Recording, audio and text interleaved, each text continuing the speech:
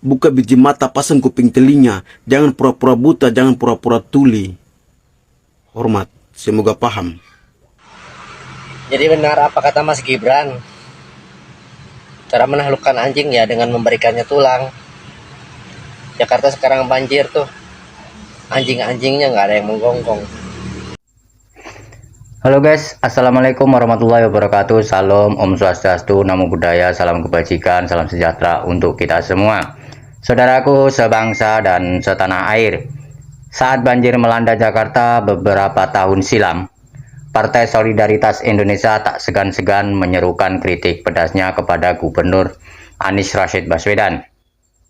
Namun sikap PSI tampaknya berubah ketika Jakarta kembali terendam banjir di bawah kepemimpinan PJ Gubernur Heru Budi Hartono. PSI terlihat lebih lunak, tidak sevokal dan segarang dulu lagi. Apa alasan dibalik perbedaan sikap PSI ini? Kenapa PSI tidak konsisten dalam menyikapi masalah banjir Jakarta? Dalam kesempatan ini saya akan menampilkan beberapa video memperlihatkan reaksi keras netizen terhadap PSI. Mari kita simak bersama-sama bagaimana netizen mengejam PSI atas sikapnya yang dianggap tidak konsisten. Selamat menyaksikan. Dulu, ketika Pak Anies menjadi Gubernur DKI Jakarta, ada segerombolan anjing yang selalu menggonggong-gonggong atas apa yang dilakukan oleh Pak Anies. Sekarang anjing tersebut udah diberikan makan sama sang penguasa, sehingga anjing tersebut terbungkam dan terdiam 1000 bahasa.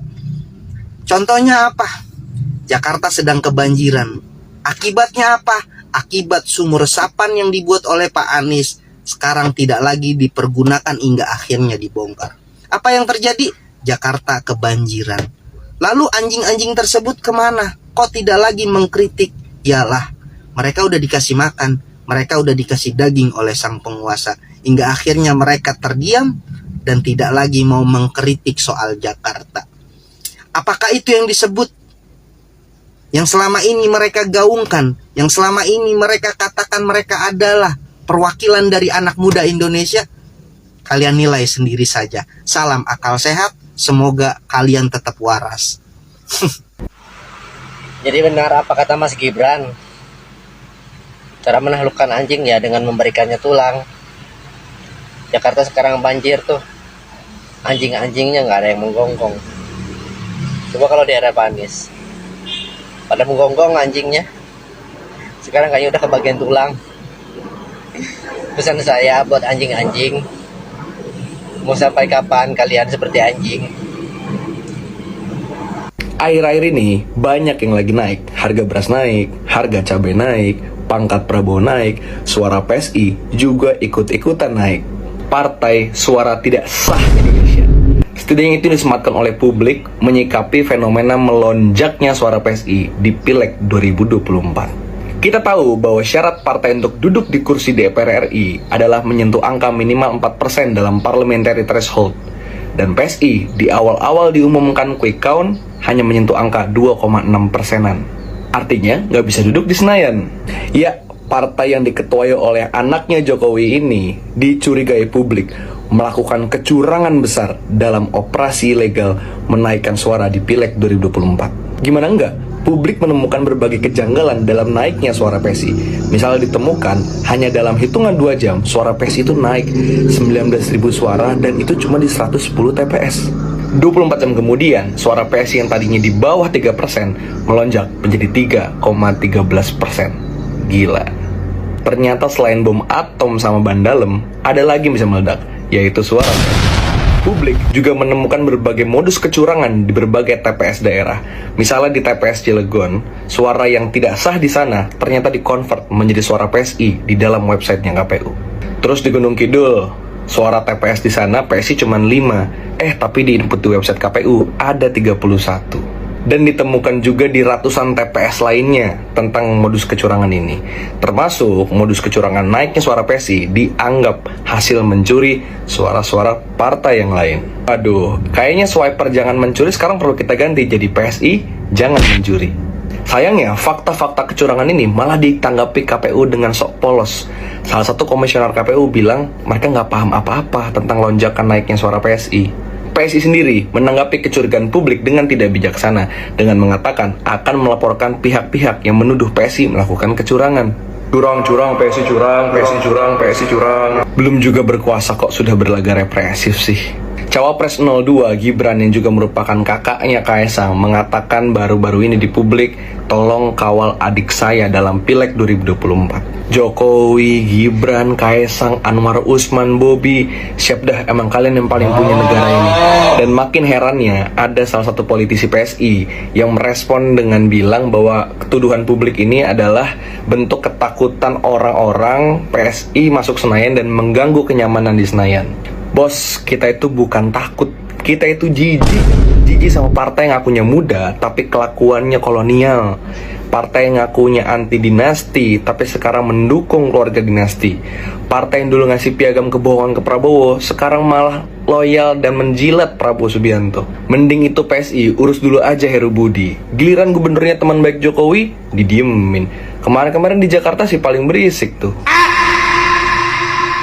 Apa perbedaan Pak Anies dan Pak Budi dalam mengatasi banjir? Kalau Anies bikin sumur resapan untuk menyerap air ke dalam bumi, kalau Budi nutup sumur resapan menyerap air ke dalam rumah. Sorry ya. Itu baru season awal di mana kita akan mendengar kecaman-kecaman pedas yang dilontarkan oleh netizen terkait dengan banjir yang menimpa DKI. Beberapa hari yang lalu, saya masih ingat dulu orang-orang PSI, salah satunya Giring Ganesa, yang berteriak-teriak lantang terhadap Gubernur Anies Rashid Baswedan ketika DKI Jakarta terendam banjir. Namun, apa yang terlihat sekarang ini? PSI bungkam, no comment, tidak memberikan pernyataan apa-apa terkait dengan banjir yang melanda Jakarta. Kecaman-kecaman pedas yang disampaikan netizen tadi menunjukkan kepada kita semua bahwa politik itu soal kepentingan. Seperti kata netizen tadi, segalak-galaknya anjing kalau dikasih tulang dan daging pasti dia akan diam. Kemana hilangnya gonggongan mereka yang terkenal kritis? Kemana perginya suara PSI yang dikenal ngotot mengkritik ketika DKI Jakarta dipimpin Gubernur Anies Rashid Baswedan? Lalu kenapa ketika Jakarta dipimpin oleh PJ Gubernur Heru Budi Hartono yang merupakan orang dekat Presiden Jokowi malah bungkam? Di sini ada pertanyaan besar untuk kita bahwa kekuasaan, jabatan akan meredupkan segalanya, yang salah satunya ditunjukkan oleh PSI. Saya ingin mengingatkan, ketika kita menjadi pendukung salah satu partai tertentu, jangan terlalu ambisius, jangan terlalu fanatik, karena pada dasarnya kita sebagai rakyat akan selalu dikorbankan oleh permainan kotor dari elit-elit partai yang lapar akan jabatan, yang lapar akan kekuasaan. Mari kita gunakan logika akal sehat dan tetaplah harus berpikir waras.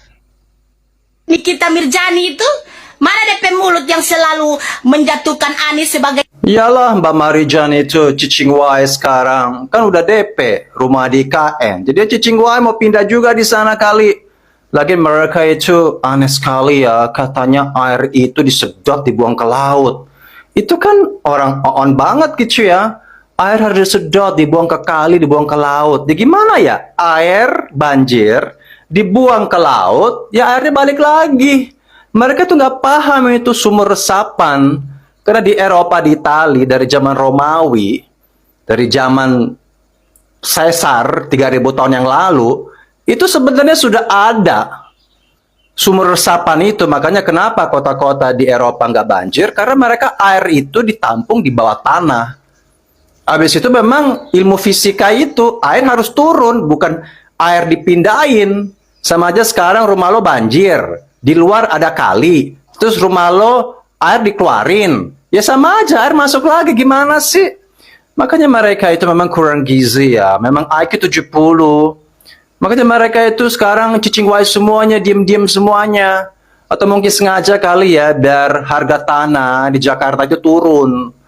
supaya nggak ada harga lain, udah habis harganya, nggak ada nilai.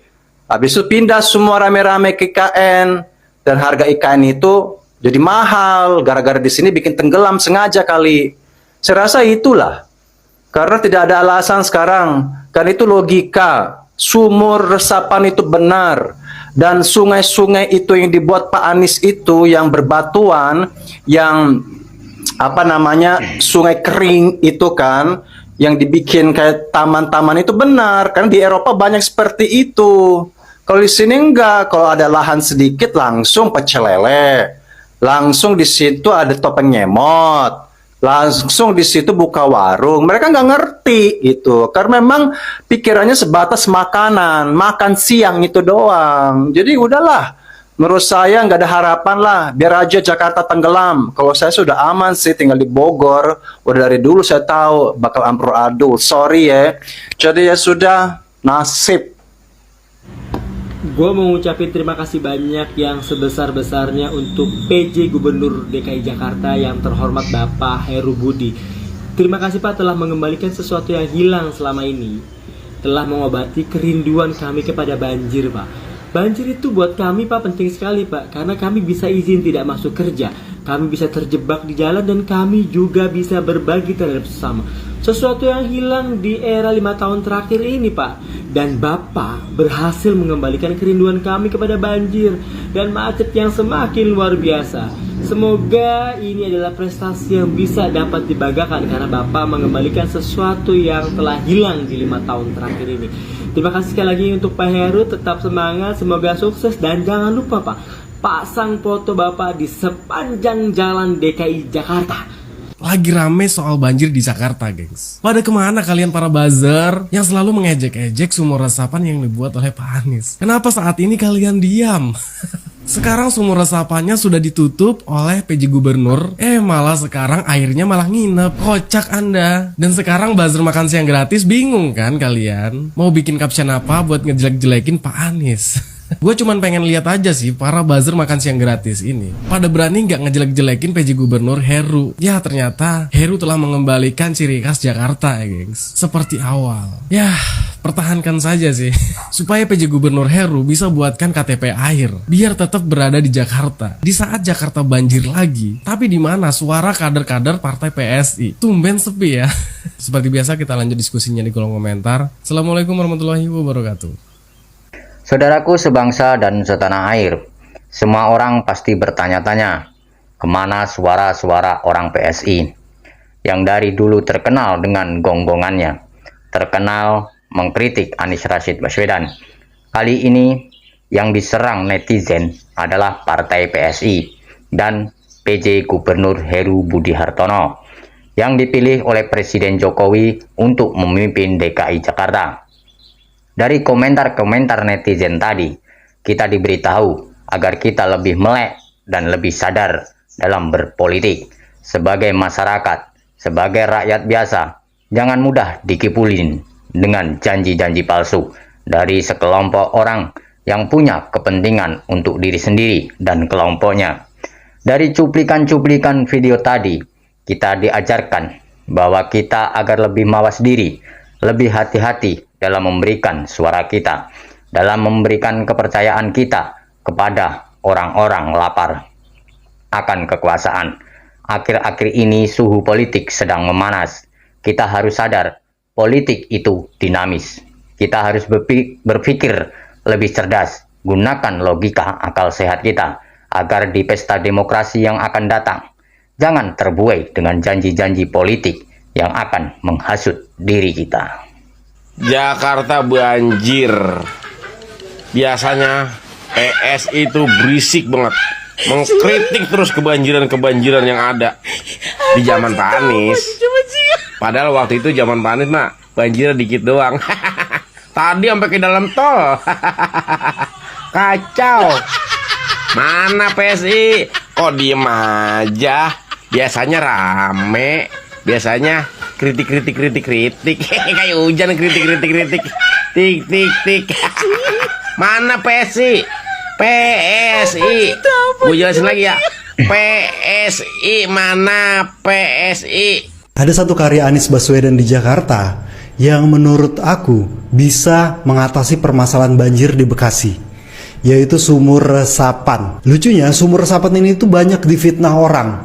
Banyak orang yang bilang kalau sumur resapan ini itu nggak berfungsi dengan baik, sumur resapan ini adalah gagal. Padahal faktanya enggak. Sumur resapan itu terbukti berhasil mengurangi titik-titik banjir di Jakarta dan terbukti berhasil untuk mempercepat surutnya banjir. Nah, orang-orang yang bilang kalau sumur resapan ini gagal, dia hanya melihat dari beberapa sumur resapan itu yang rusak. Jadi dari 30.000 sumur resapan yang dibangun oleh Pak Anies di Jakarta, ya ada sekitar 50-an yang rusak. Jadi nggak fair kalau kita menilai sesuatu gagal padahal secara overall itu berhasil gitu. Bayangin coba, dari 30.000 yang dibuat cuma 50 yang rusak, dan itu yang di blow up oleh media dan dicap gagal. Sangat tidak fair kan? Nah, kenapa menurut aku sumur resapan ini bagus banget menjadi solusi banjir di Bekasi? Karena kalau kita lihat Bekasi dan Jakarta itu mirip-mirip. Jadi kalau di Jakarta itu permasalahan banjir itu banyaknya adalah air yang menggenang. Nah, air yang menggenang ini salah satu solusinya yang terbaik adalah membantu tanah supaya bisa menyerap lebih maksimal, yaitu dengan menggunakan sumur resapan. Kota Bekasi itu mirip-mirip dengan Jakarta, jadi banyak cekungan di situ. Yang artinya kalau banyak cekungan itu banyak air yang menggenang. Jadi sumur resapan bisa sangat tepat. Dan satu lagi, Bekasi itu kan kalau musim kemarau itu biasanya banyak yang kekeringan. Nah, dengan adanya sumur resapan ini, air itu nggak kita buang. Jadi saat musim kemarau nanti, kita warga Bekasi itu nggak kesulitan air. Oh iya, satu lagi nih teman-teman, aku kan pengen banget nih bisa live di TikTok supaya bisa langsung kita tuh ngobrol gitu, berinteraksi langsung. Jadi aku bisa jawab langsung pertanyaan dari teman-teman dan aku bisa tahu aspirasi teman-teman itu apa. Nah, untuk itu salah satu syaratnya ternyata di TikTok itu followernya harus 1.000. Jadi buat teman-teman yang belum follow aku, tolong ya di follow ya. Paling itu aja, makasih ya.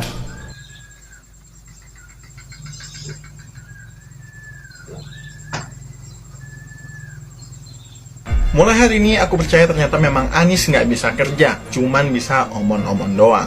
Nah, kita lihat buktinya. Anies selama menjabat sebagai gubernur Jakarta, apa aja sih yang bisa dilakukan sama dia? Ya, paling cuman bisa bangun taman kota, lalu dia bisa bangun trotoar, lalu hanya bisa membangun Jakarta International Stadium. Berbeda sekali dengan PJ gubernur yang baru ini. Bayangkan, baru tahun ini beliau bisa merealisasikan untuk membangun kolam renang terbesar di Indonesia. Dan itu adalah salah satu prestasi yang luar biasa oleh PJ Gubernur Heru. Dan luar biasanya lagi, yang saya salut dari PJ Gubernur Heru, semua yang dilakukannya itu dia tidak ingin terlihat hebat, maka dilimpahkan semua karyanya itu dengan tagline gara-gara Anies. Dan itu semua luar biasa sekali. Prestasi yang didapatkan oleh PJ Heru, ia tidak ingin terlihat hebat, ia tetap low profile, rendah hati, maka semuanya ditujukan kepada Anies. Lihat Pak Anies, kalau buat sesuatu itu jangan diakui sendiri aja. Kasih tahu sama orang bahwa ini karyanya si A, karya si B, supaya bisa ngebantu naikin elektabilitasnya Bapak Bogono. Heru. Jakarta debat politik dengan kata-kata, Papua debat tembakan dengan senjata. Ternyata benar kata-kata adalah senjata, sinkron dengan apa yang kita rasa. Siapa yang salah, siapa yang benar, pro dan kontra mulai bertengkar. Tak lama setelah lonceng bergema, debat politik menentukan banyak tema. Debat tembakan memutuskan banyak orang yang harus berkemah. Buka biji mata, pasang kuping telinga. Jangan pura-pura buta, jangan pura-pura tuli. Hormat, semoga paham. Saudaraku sebangsa dan setanah air, Anda baru saja menyaksikan beberapa video yang menampilkan kecaman-kecaman netizen kepada PJ Gubernur Heru Budi Hartono dan PSI yang dulu terkenal dengan suara-suara kerasnya untuk mengkritik Gubernur Anies Rashid Baswedan ketika memimpin DKI Jakarta. Dari situ, kita sebagai rakyat Indonesia seharusnya lebih pintar, jangan mudah terpesona dengan janji-janji indah yang diucapkan oleh politisi yang sedang menunjukkan sifat-sifat munafiknya. Demi jabatan dan kekuasaannya, kita rakyat harus tetap tegas dan kritis untuk tetap mengatakan hal-hal yang benar. Jangan sampai menjadi manusia munafik yang namanya bangkai. Baunya cepat atau lambat akan terendus juga. Saya Mas Duta, sampai jumpa.